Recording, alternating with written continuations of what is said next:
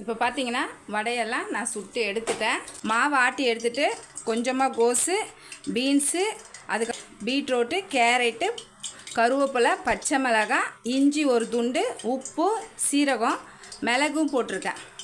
இப்போ ஒரு 2 ஸ்பூன் மட்டும் பச்சரிசி மாவு போட்டு நல்லா மிக்ஸ் பண்ணி எடுத்துக்கலாம். நல்லா மொறு மொறுன்னு கிடைக்கும். இதான் பச்சரிசி மாவு நம்ம சேர்க்குறோம்.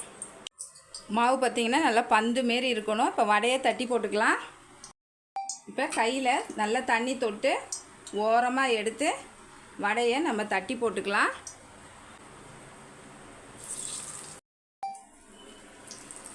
அதேமாரி மாவில் வந்து தண்ணி வந்து நிறைய ஊற்றிடாதீங்க, தெளிக்கணும். அப்போ தான் வந்து நைஸாக நம்மளுக்கு பந்து போல் அரைச்சி வரும். இப்போ பாருங்கள், வடை 2 பக்கமும் செவந்துருச்சு. இப்போ எடுத்துடலாம்.